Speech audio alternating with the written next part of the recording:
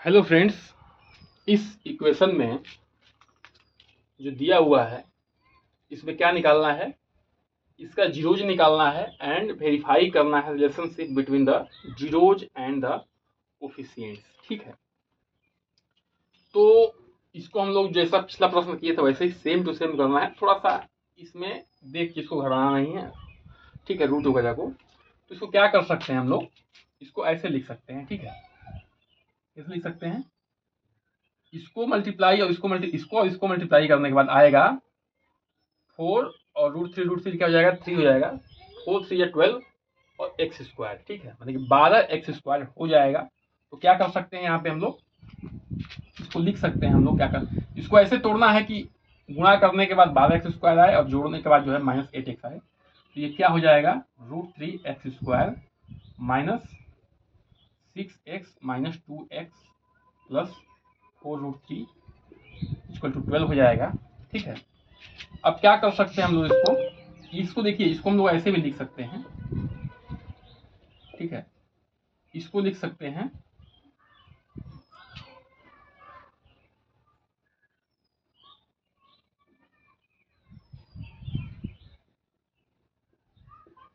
ठीक है, इसको ऐसा भी हम लिख सकते हैं। ठीक है, आसानी के लिए, आसानी समझने के लिए लिख दे रहा हूं ऐसे। तो यहाँ से क्या कॉमन हो जाएगा, √3 कॉमन हो जाएगा इन दो टर्म्स में। क्या हो जाएगा, √3 कॉमन हो जाएगा। √3 कॉमन हो गया, यहाँ बचा √3, यहाँ पे x भी तो होगा, √3x कॉमन हो गया, यहाँ x माइनस, ठीक है, यहाँ बचा 2√3, यहाँ क्या हो गया, यहाँ क्या हो जाएगा कॉमन, यहाँ हो जाएगा 2 कॉमन हो जाएगा, तो हो जाएगा x -2 कॉमन, तो x - 2√3। ठीक है, इक्वल टू 0। थोड़ा सा धैर्य से समझना है इसको हम लोग ऐसे तोड़ेंगे कि गुणा करने के बाद जो है 12x² आए, जैसा कि हमने किया है। 6 को 2√3 इंटू √3x लिख सकते हैं, 6x को -2x, √3 हमने क्या कर लिया, √3x हमने कॉमन कर लिया, x - 2√3 जो है यहाँ पे बचा। √3 निकालने के बाद यहाँ x निकालने के बाद यहाँ x बचा, और √3 निकालने के बाद यहाँ बचा, √3x निकालने के बाद यहाँ बचा 2√3। ठीक है, थोड़ा सा यहाँ ध्यान देना है, बाकी ये आसान है। 2 निकालने के बाद यहाँ x बचेगा, और यहाँ बचेगा -2 निकालने के बाद यहाँ x बचेगा, और यहाँ बचेगा -2√3। ठीक है, अब ये कॉमन हो गया तो इसको कॉमन कर लेते हैं, x - 2√3 हो गया ये, और ये क्या बचा, यहाँ पे बचा आपका √3x - 2 = 0। ठीक है, तो x का मान क्या आ जाएगा, यानी कि 2√3 अल्फा आ गया। ठीक है, और बीटा क्या आ गया, इसका मान मतलब आ गया 2/√3।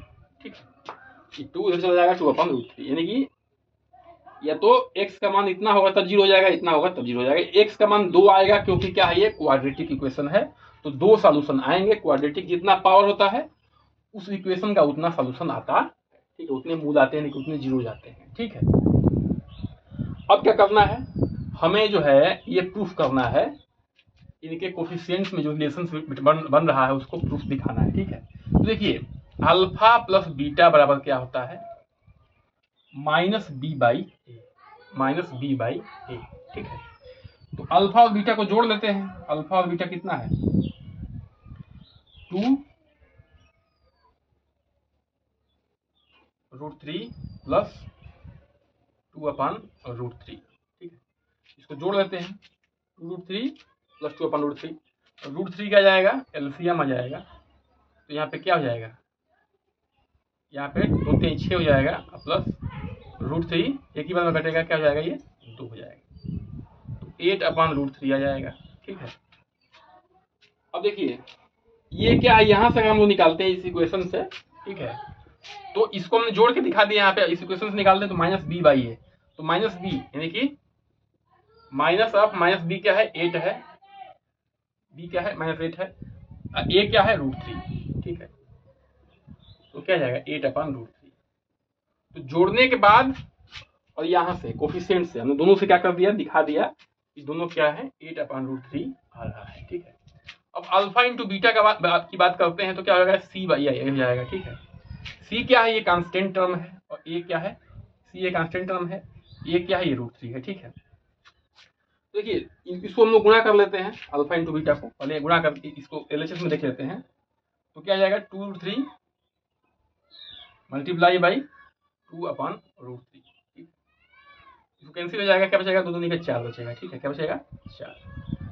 अब यहाँ सी बाई ए करके देख लेते हैं। सी क्या है इस इक्वेशन में, देखिए सी है 4√3